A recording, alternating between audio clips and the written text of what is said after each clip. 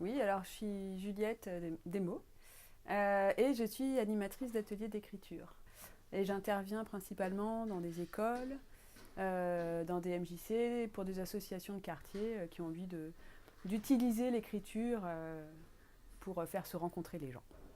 Bon, moi j'ai toujours écrit depuis toute petite, comme beaucoup d'enfants, j'ai écrit énormément. Et puis j'ai fait de l'animation. Et puis un jour, j'ai découvert des ateliers d'écriture. Et j'étais très étonnée, très curieuse surtout. Et donc j'ai participé en fait à des ateliers pendant plusieurs années. Et j'ai décidé de me former moi-même à l'animation d'ateliers d'écriture.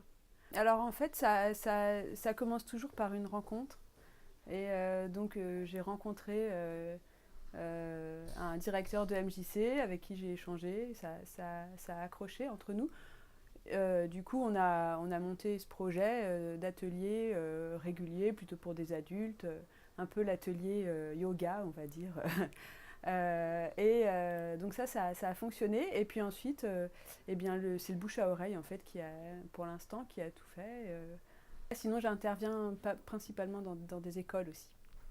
Donc avec les enfants, j'ai toujours une approche très ludique et qui revient qui travaille sur la matière des mots, qui joue avec les lettres. Donc j'ai des lettres de Scrabble, j'écris sur des feuilles de couleur. Enfin, il y a une dimension comme ça très ludique en fait qui permet aux enfants d'écrire en jouant quoi, sans avoir l'impression de travailler. Souvent, quand je travaille dans des écoles ou avec des enfants, je trouve ça très important, même pour eux, de pouvoir valoriser leurs textes et d'en pouvoir en garder trace. Donc il y a souvent des lectures publiques dans l'école ou sur le mode d'un affichage, une petite expo, un petit livret. Voilà.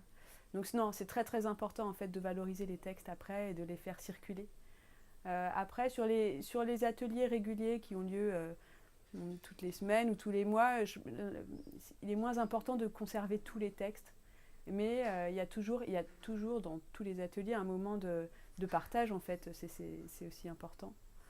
Donc voilà, ça peut être une expo, une lecture. Et puis j'ai aussi un blog, enfin le blog de l'atelier, qui permet de publier les textes que les participants ont envie de faire entendre. Les ateliers que j'anime, moi, c'est très féminin comme public. J'ai déjà eu des hommes, mais pas sur Rennes.